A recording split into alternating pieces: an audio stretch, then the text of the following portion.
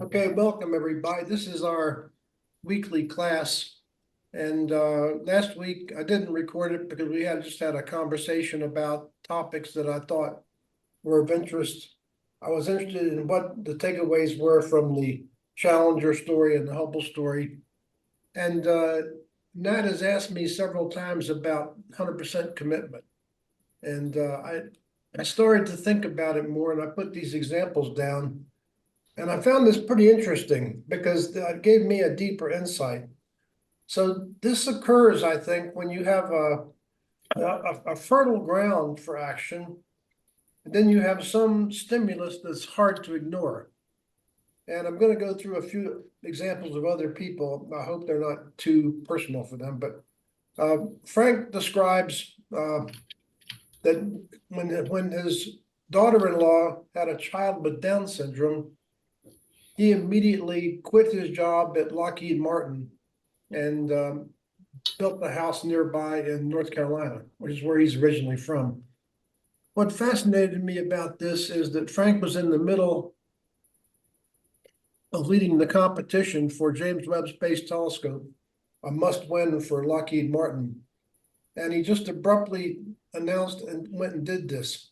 So I asked him about this on our recent weekly phone call, and he gave me some new insights that basically Frank married the most difficult woman I've ever known to live with.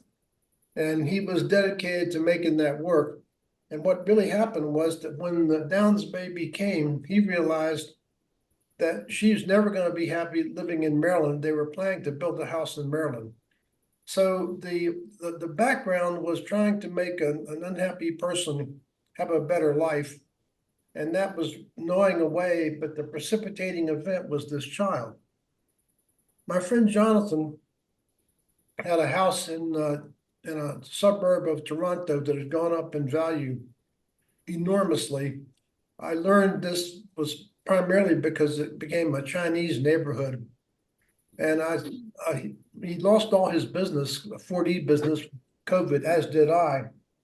And he's got the mortgage to pay and so forth. And so I said, Jonathan, if I were you, what I would do is I would sell that house at this very high market price and move to New Brunswick, which I find very attractive place to live. That's up. Now, if you're not familiar with Canada, that's up north. It's west of Nova Scotia, basically. I'm very fond of that part of the country. It's less crowded. And I look quickly at some real estate. You could buy a really nice house for 500, and he could sell his house for more than 2. So I said, given that we're in the middle of COVID and you have no work and your wife doesn't seem to like what she's doing, doesn't it make sense to sell this house while it got this big value? Canada might decide they don't want any more Chinese people moving there. Who knows what? And you could go to a better house, a newer house in New Brunswick, and have $1 million plus in the bank. So he's mulling that over, and that went on for about a year. And then the precipitating event was that his mortgage got recalculated. And in Canada, they have every 5 years, just like England, mortgage gets redone. They don't have 30-year mortgages like we do. On top of that, his last child moved out, and motivated by all interest in New Brunswick, went to school in that area, college. And so when the mortgage changed, that was a precipitating event. And so he just kabang, he put the house on the market, got a moving truck. So these things are how they change perceptions. What's interesting. Larissa was living sort of normally, eating normally. She had a heart condition and went to the doctor and said, I want to, the fertile ground for her was she wants to be there for her grandchildren.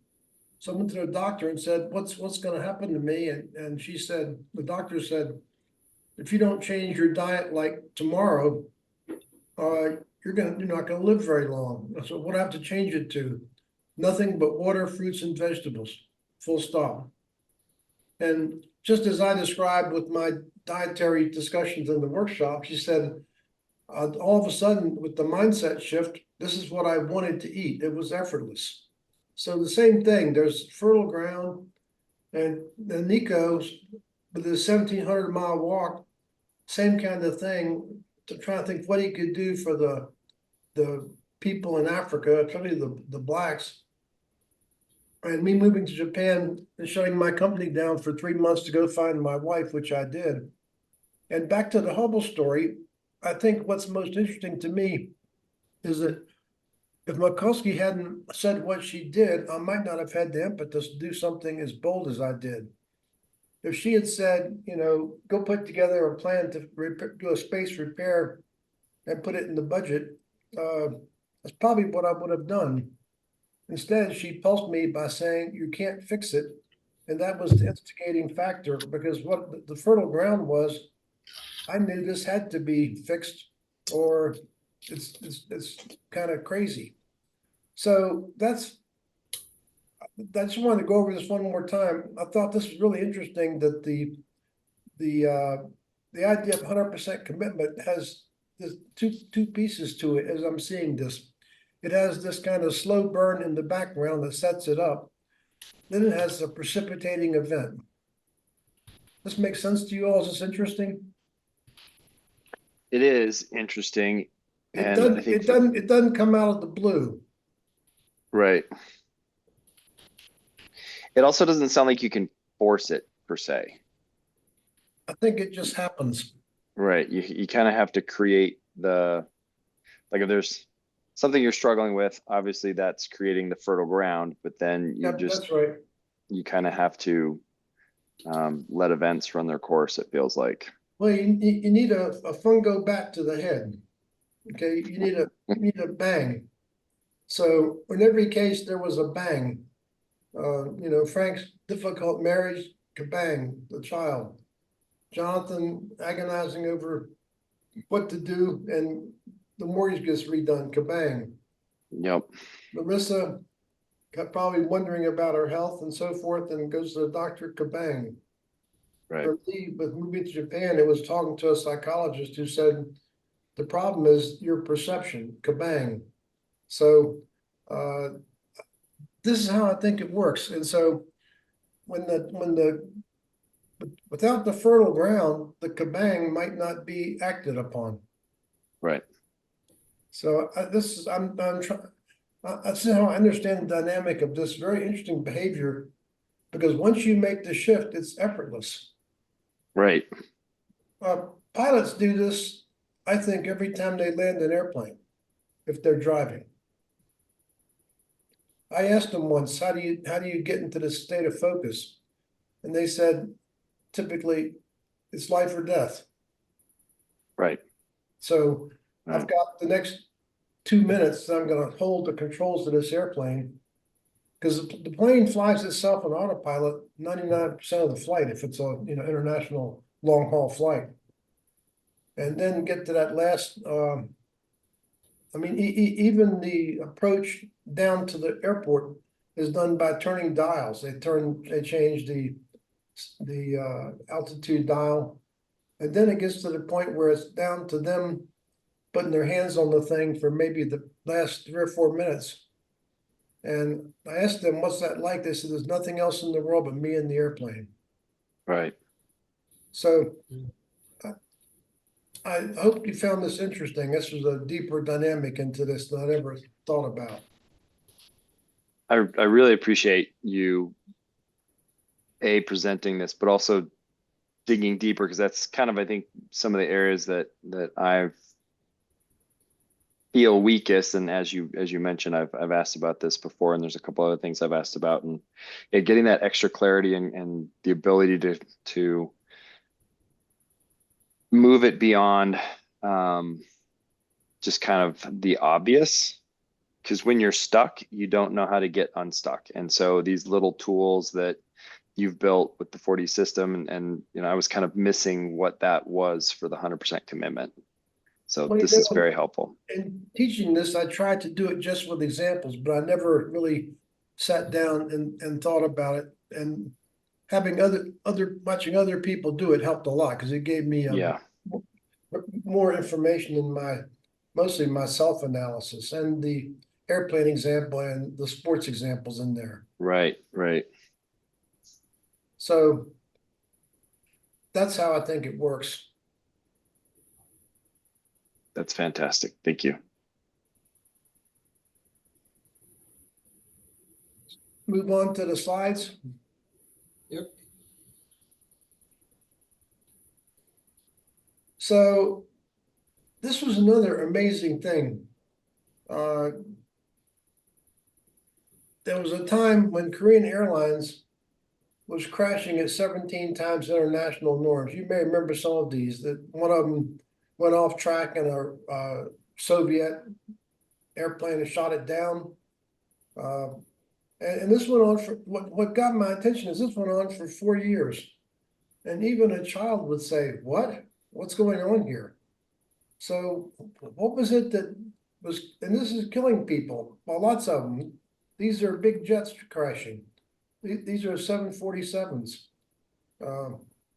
By the way, this image at the bottom is actually cheating a little bit. This is the recent airline crash in San Francisco, but the effect was essentially the same. So that's a more current photograph. It got so bad, the president of Korea refused to fly on Korean Airlines. So what did Korean Airlines assume was the problem, and why did it limit their capacity to deal with it? They had no 4D work, and they didn't understand social context. So they thought it was the pilot's technical abilities. It turns out that's a very easy profession to examine. You can put them in a simulator, and this happens to be one of the ones in Denver that I've actually personally flown. It was a 767 simulator, and they had instructors watching them, and they did passably well. So they'd take a crew, put them in there. Instructor would check them out. They knew one of the main things they check for is what they call memory items. This is whether you can, like there's a lot of things you don't have time to pull out a checklist, like you lose an engine. So I think the main thing simulators are doing is practicing emergencies. I don't think they're spending a lot of time on routine landings. You're supposed to know how to do that by the time you get in here. So they're throwing problems at them and teaching them to act without any additional material, to act immediately. By the way, I've encouraged people to think about this idea at work. I think it's interesting to think about common things you deal with, like being criticized by somebody, or somebody complaining about you for something you've done, or maybe I had occasion once where somebody accused me of sexual harassment falsely. So I think that if you think about things that you're likely to encounter in life that are troublesome, it's good to think them through in a simulation and have some memory items ready to deal with them. So anyway, a little aside there. So the pilots passed in these simulators. So what's going on? Finally, Boeing put observers in the cockpits and sat quietly in the back watching. And they were horrified at what they saw. The first officers ignored errors when the captain made them, tuning out when they knew safe flight requires two pilots, one flying, one monitoring, constantly cross-checking each other. This is very basic to all flight. Just to be clear, it takes two people to normally fly a big jet. And they take turns who's going to do what. And the pilot flying is going to just run the yoke and the autopilot and keep the plane in the air. And the pilot monitoring is going to be doing radio calls and adjusting making sure everything's are functioning, kind of a second pair of eyes on all the electronics, very complex electronics. So there you go. This is how it's done. And there's too much workload. If you look at what happens to crashes, it's always these communications problems, but they come up when the workload is high. So normal flying, when everything's working, is not very difficult. You can do this pretty readily. But when things start to go awry, they can go awry a whole lot of things at once. And that's when you need two people to take care of it. You can't keep the plane in the air simultaneously and diagnose all these alarms that are going off. What they found is that the Korean Airlines had imported Korean Confucianism, which is a very extreme kind of Confucianism with complete deference to elders. This is also exacerbated by the fact that this time the flight officers mostly came from the military, and the captain had a much higher rank. And this is another thing that modern airlines look for. They call it rank gradient in the cockpit. I saw it myself when I sponsored two Korean men for a quarter. They stayed in my house for basically cheap. And I watched them, and the older one would just rain hell down on the younger one and criticize him. And the younger guy just took it. I would have gotten up and smacked that guy in the mouth if it had been me. So what happened? What's the social diagnosis of this? The demands for deference overrode judgment and training. And here's what's really interesting about this. I think this is true almost everywhere. Once they properly diagnose it, the cost to quickly restore safe flight is negligible. In other words, if they had the tools to measure this, had the knowledge of it, all they did was they said, you're going to have to fire everyone who's not fluent in English, only allow English in the cockpit. And they reinforced teamwork with what's called crew resource management. So modern airline companies, and I've got a son-in-law who does this work, have a whole lot about crew resource management. So when things start to go awry, that it's really clear who's going to do what. If these things have to be, it takes the two people. So that one guy's going to aviate and the other guy's going to troubleshoot the problem. So within a few months, they had the failure rate back to the industry standard, reduced it by a factor of 17. I find this rather remarkable story. What do you think?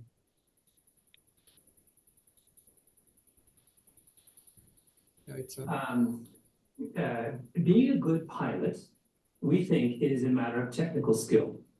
It isn't really. What about Sully Sullenberg? Well, he's such an outlier to the theory of outliers. That's a very rare kind of plane crash. In fact, I don't know if there'd ever been a successful water landing in the last 50 years. Most crashes have a very different form. The overwhelming majority of crashes are the result of a breakdown in communication between the co-pilot and the pilot. Something comes up, a situation emerges that requires those two pilots to be in open and honest communication, and they fail to do that. One person withholds information, one person doesn't share, whatever. They're invariably social failures. They're invariably social failures. By the way, this is what got me onto this in the first place, this book. Malcolm Gladwell wrote about 4 books that are mistitled. They should be called The Power of Social Context 1, The Power of Social Context 2, etc. This particular one's called Blink. So, any thoughts or comments about this example? Was that interesting? Yeah, it's powerful to just see how simple some of the solutions are. But I think, it's kind of like you also saw that it required 100% commitment for them to resolve it, and it was difficult, right? They had to weed through some challenging and multifaceted or potentially multifaceted issues in order to find the simple solution. Yeah, I think it was the same thing, wasn't it? This slow burn of planes crashing, and it's going on and on and on, and they're doing the only thing they think they know how to do, which is put the pilots in simulators, and it's not working. So 4 years later, Boeing says, here's what you got to do. I mean, think about, it was simple, but it was drastic. You got to fire everyone that's not fluent in Korean, only allow English to be spoken in the cockpits. By the way, most international air traffic control is universally done in English. So you've got to understand English at some level to talk to air traffic control to do international flights. But anyway, so Darinka, any thoughts on this? Was this useful? Yeah, that's it. It is extremely useful. Thank you, Charlie. And it's always thinking about where do we use this in real world. I mean, in business, Yeah. we often have something called desktop exercise. So we try to simulate a really crisis situation and to see what's going to happen. And inevitably, every time that I was part of that, we always find, okay, well, at some point, we actually don't know who's next who needs to do something, and Yeah. and it all works as long as we can communicate. And if you Yeah. cannot communicate, then it just you realize, oh, we are in big trouble. Yep. Absolutely. The norm in human communications is not. Yeah, and it's also interesting how for any crisis situation, the first thing that we look at is always communication. So should something happen, who calls who? And if there's a breakdown in communication, then how do you jump? How do you know what's going to happen, and how do you make these decisions if someone who is at the top cannot be reached? Yeah. What do you do then? Because that really seemed to be a problem in those situations, right? Like most of these crisis plans are made. So, okay, well, this most senior person will make decisions, but then what if they are not there, and Yep. or you just can't reach up to them? So, yeah. Yep. So this is always an excellent reminder. Just what a thing, right? It's just a big airplane, and for me as a layperson, being a pilot is such an amazing thing. Mhm. It's just astounding that it all breaks down in human communication. Yep, that's Nothing right. else. That's it. So And let- it's also scary. It's a bit scary because no matter how well trained they are, if as a human are not good in communicating, things can go wrong. Well, let's look at another one. This is the deadliest crash even to this day in aviation history. What happened is there was a bomb scare in Madrid. So someone said there was a bomb in the terminal or something. So all the jumbo jets were diverted, incoming jets were diverted to Tenerife Island, a little tiny island off of Spain, a very small airport. And the KLM jet was piloted by this guy Van Zanten, who is kind of the poster child for the airline. His photographs and all the advertising, he's the guy. So he fuels up his 747, gets in line early. He wants to get home because his daughter's having some kind of a graduation event. He taxis onto the runway, and it's heavy fog and there's no ground radar. This is a small airport that is not accustomed to this kind of traffic. So a garbled radio communication comes in, and he puts the throttle, spools up the engines for takeoff. And the first officer said, "Captain, I did not hear a takeoff clearance in that message." So he glares at the guy like, "Who are you to tell me what to do?" And it embarrasses the junior officer. And a second garbled message comes through, and this time the guy doesn't speak up a second time, and he goes down the runway and collides with a Pan Am jet parked on the runway, killing 583 people. So what happened? It's the same thing. Demands for deference overrode judgment and training. So I mentioned this before, this is called rank gradient. So now airlines look at that when they assign flight crews. They don't put a guy that's extremely senior with a guy that's very junior just because of this problem. So it's the same thing. That the desire to obey authority figure overrode what's hours and hours of training and simulators and the whole bit. I think same exact pattern many years earlier. Okay, good. Good. If we are good, then we are good for a break. On your feet, Excellent. on your feet.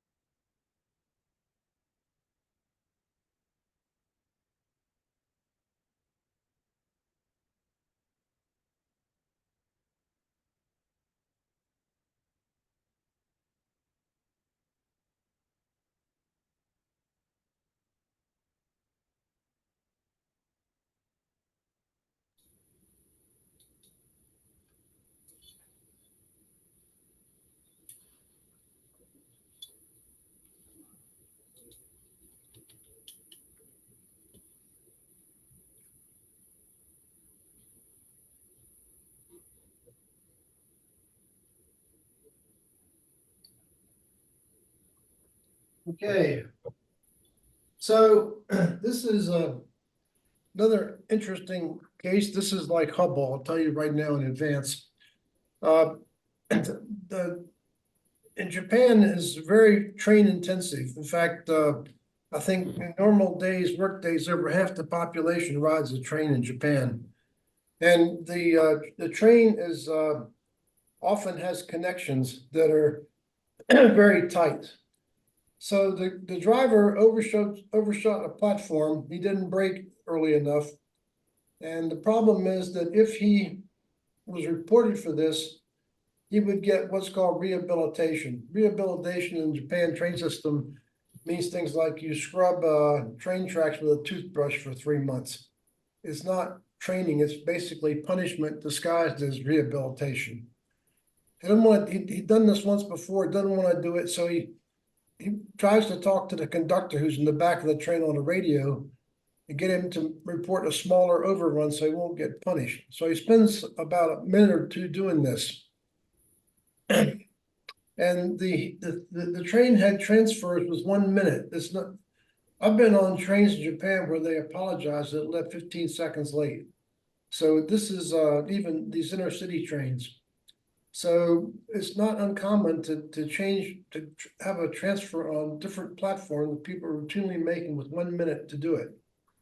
So if he missed this, if people missed this transfer, they'd report him for that. And that would also get recalls rehabilitation. So he exceeded the speed limits, manually overrode it, and derailed the train, killing 106 passengers, injuring 562 more. What happened? The social cause, behavior driven by a desire to avoid punishment. The same thing with Hubble not reporting the anomalies in the mirror measurement, the same syndrome. Okay. Now, this is an interesting one. Fukushima Daiichi just means number one. Reactor number one explode. I'm sure you watched this as the whole world did with shock. As this thing went. And I watched TEPCO blame first the earthquake, then the tsunami. And I said, no, it's social context. And I waited. The government convened a panel of experts from Tokyo University. Tokyo University is like Stanford, Harvard, and MIT all rolled into one. It is the premier educational institution in the country. And I've got a friend there who connected me with the chairman of this board. And he and I communicate on email. And the report said the disaster was man-made and avoidable, including Japanese insularity. They had recommendations over and over and over from foreign experts, they had to move these generators away from the seawall and up the hill. That would have fixed the problem. And accepting unfounded optimism that they had found a rock on a hill someplace that apparently marked the highest place that tsunami had ever come before. So they said, well, it's not going to happen higher than that. Whether that's good data or not, I don't even know, but they didn't analyze this carefully. And so the social context cause was obedience to authority. When the workers said, these people recommend we move it up the hill, the boss said, we don't want to pay for it. And we're not going to do it. So they didn't push ahead. They said, okay, that they gave in. This is both a this is a good thing about Japanese, this conformity, but our greatest weakness are often overdone strengths. So that's what happened here. Social context failure, even something like this.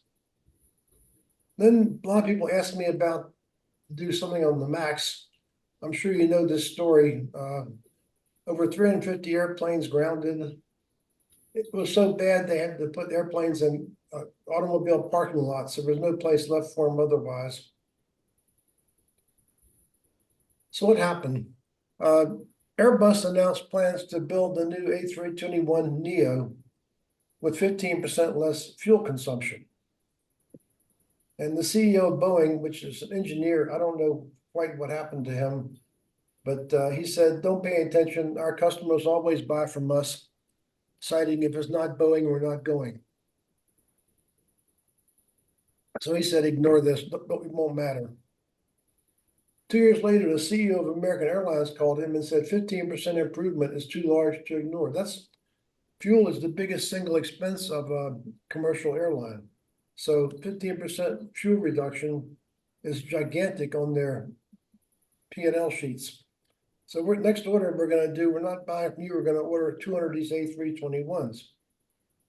So Muhlenberg says, if we re-engine the 737 and make it, we can put on the new GE engine and make it 15% more efficient. Well, you give half the order to us. And he said, okay, if the type rating remains the same. So airliners have what's called the type rating. And you are certified to fly a type. An interesting thing is that the 757 and 767 both have the same type rating. So you can get a very small extra education and you can move between the two planes. The 787 and the 777 are the same type. So having the new Neo Airbus meant that the people get very minimal training and they can move over to the new airplane. Just the handling's a little different. The cockpit would be the same, layout would be the same, look the same sitting there. So if you can make something where you don't need any simulate and you can meet the schedule, we need these planes and we need the planes. So now he's 2 years behind and he agrees to do it. This is an interesting airplane. I'm not fond of it. It was designed in the 60s. Actually, it's the 707 fuselage shortened, and it's made for short hauls and small airports. The early version had a stairwell in it, like a business jet would have.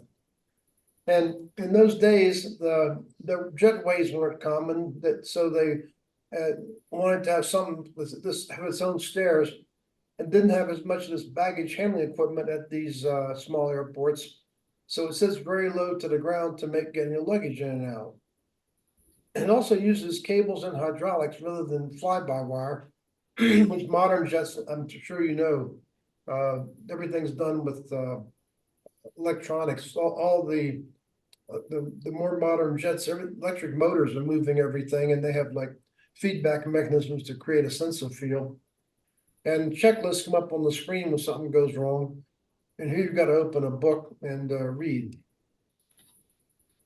So how do you make the engine more efficient?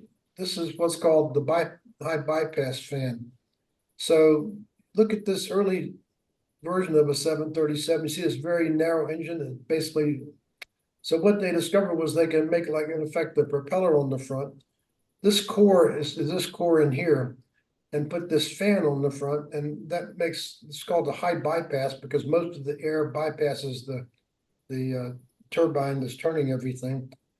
And the way you get efficiency is with bigger fans, bigger and bigger fans. So if you go look at airplanes like a 777, I think the fan openings, a person will stand in there with 2 feet over their head. The fan's so big. So this constraint of the airplane being low to the ground, designed initially for a different type of engine, and caused many engineering decisions. New engines had to be mounted higher up and further forward because you needed the clearance for the big fan. And they were concerned that this could make a torque that would tip the nose quickly upward when you increase power, like in a takeoff. And if that happened, the plane could stall. The airplanes are very sensitive to angle of attack when they're flying, especially particularly at lower speeds. And so they put in this thing that was common in military jets, the maneuvering characteristic augmentation system. And it gets quite incredible. A signal from a single angle of attack sensor would turn the horizontal stabilizer. So just to be clear, this big thing here is the horizontal stabilizer. And you see there, it's kind of markings where it moves. The ailerons on the wings to controlled by the pilot's yoke are little tabs on the back here. So this big thing has much more control authority than you have with the front. They made this thing moving automatically based on a signal from a single angle of a single mechanical sensor that's actually prone to being damaged. It's very vulnerable and not particularly reliable. This was insane because if you're going to use something like this, the rest of the airplane, everything is redundant. The computers vote with each other. Everything's to make this non-redundant. But their assessment was, if they made this a redundant system with 2 angle of attack sensors, that would change the airplane sufficiently that now they've got to do training. So they put this thing in, and they put it in the manual, then they took it out of the manual. So the people flying the airplane had no idea this was there. That's what I just talked about. They hid the existence of this from the airlines. So this is quite incredible. This is the thing that controls the little tab in the back. This wheel controls the movement of this big horizontal stabilizer. And this is normally automatic, and it will move a lot during the flight. So it'll move as you use weight. It actually would move if the number of passengers moved up forward or back. It would make some subtle corrections. You want the plane to be neutral, so where it's most efficient. So they take off, this thing starts spinning out of control. They have no idea what's happened. They can't stop it. It's a very powerful motor. So,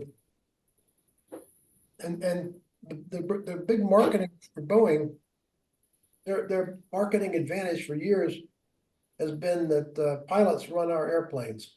The Airbus is much more computerized, much more automatic. So they just said, you know, Boeing is great. It's always going to have a pilot able. I'm not going to depend on these machines.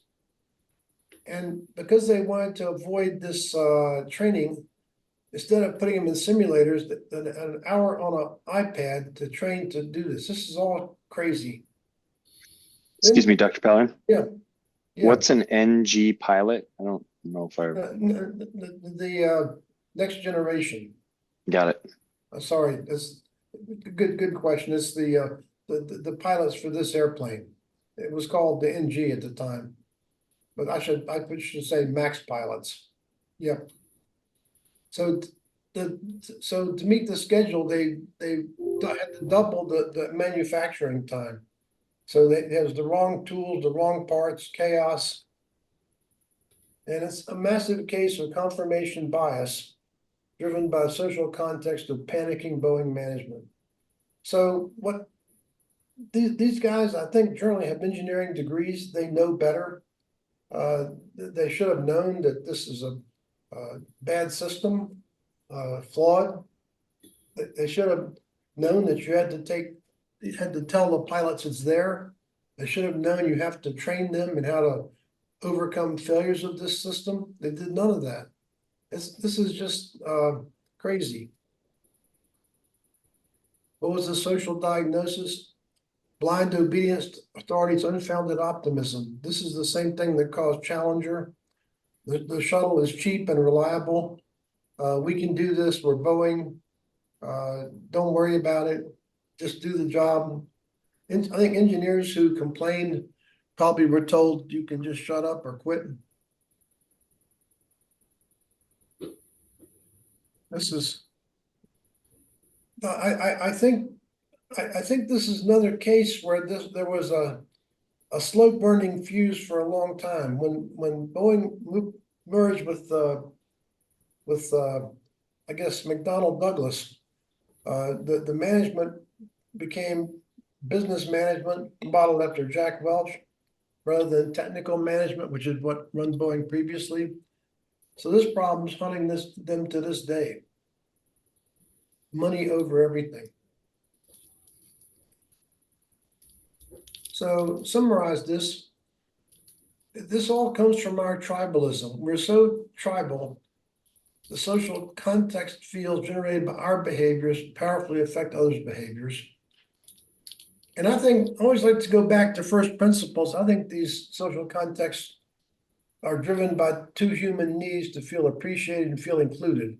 So if you're working in the Boeing plant and you start to say, this is a lousy system, we shouldn't be doing this, you're going to get criticized and you're going to be excluded from the group, the in-group that's peddling this lie. So I think from these examples, there are three common failure modes. There may be more, I don't know, but this is what I see in these. The first one is obedience to authorities, unfounded optimism. That's just talked about in the MAX, and that's also Challenger. And the same thing with Fukushima Daiichi. Avoiding criticism is paramount. That's what underlay Hubble's mirror flaw. Just to remind you, that was set up by the fact that they were overrunning and getting criticized for that over and over and over. And this train operator who wanted to avoid the rehabilitation. And then improper deference, the two aircraft examples with the big rank gradient and the senior person ignoring or overriding the junior party. So flying the plane by themselves instead of as a team. So there we are. I think that's a summary of this whole thing.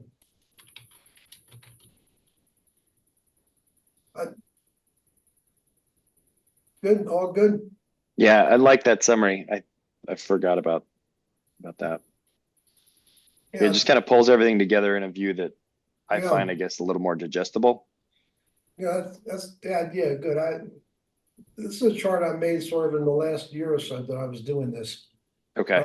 That's what I wanted to do, is make some integrative statement. And Yep. Yep. there may be more, but this may be the main three, because this is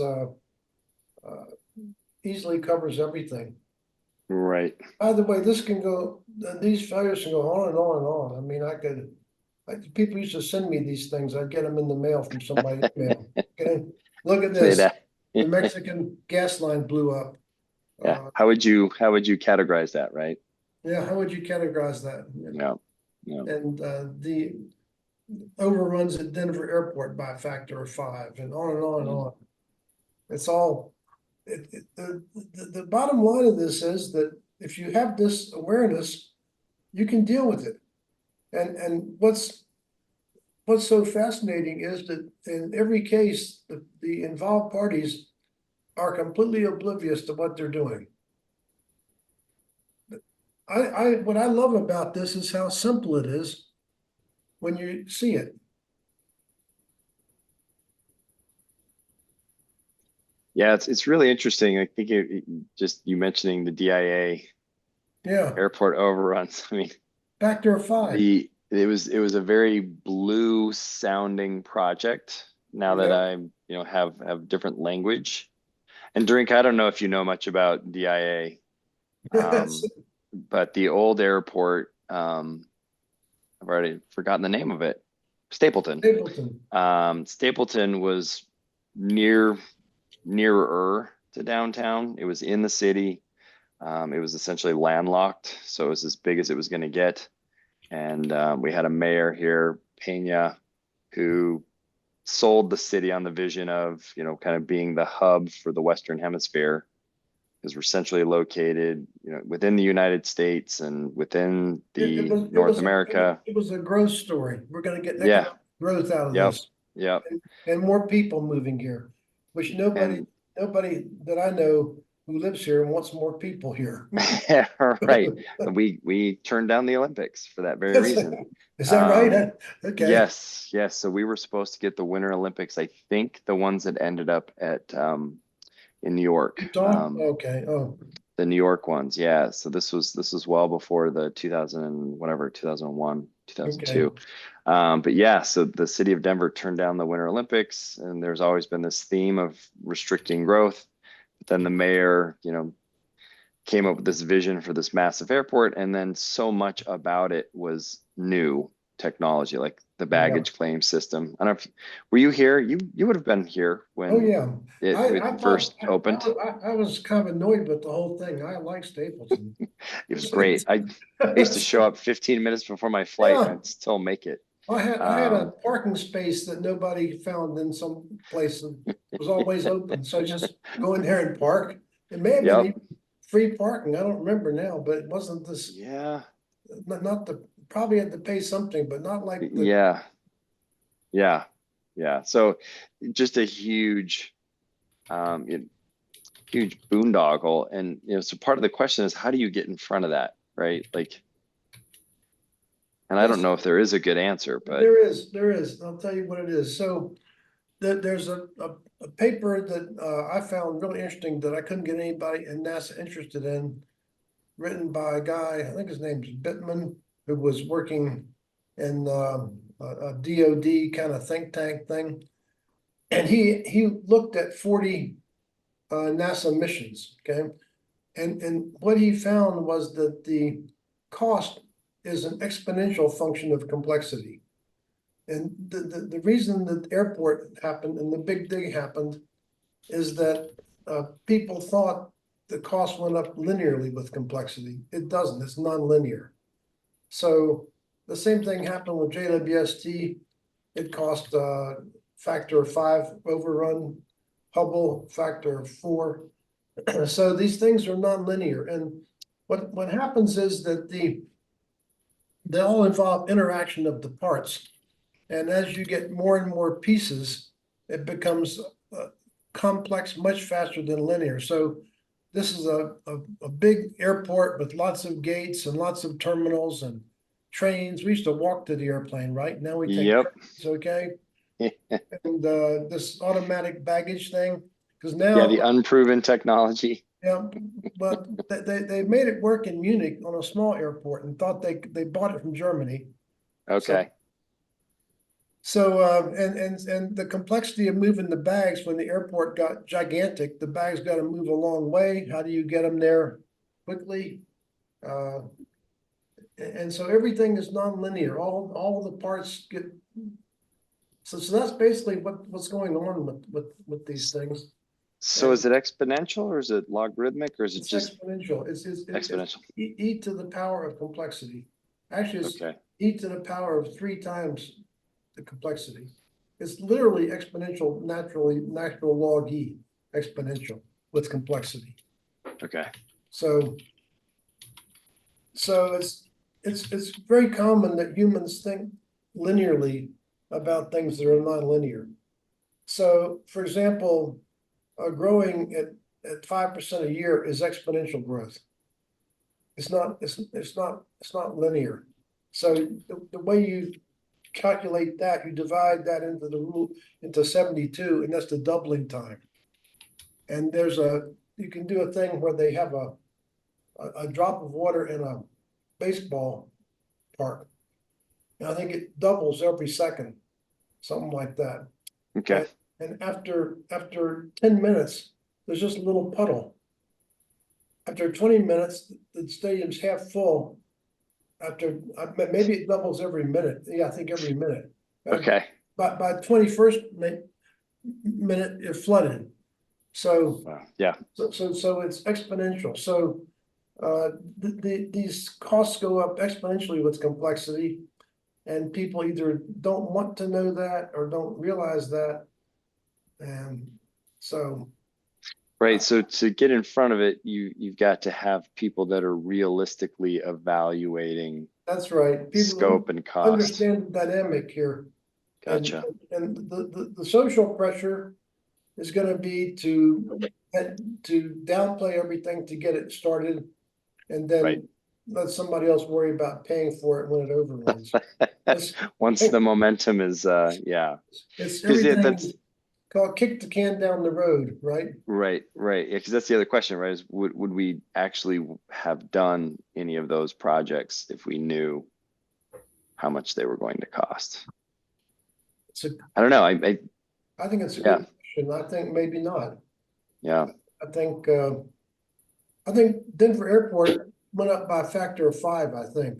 I think you're right. And now we're, redoing the whole main know. terminal. And so anyway, Well, you know what DIA stands for, don't you?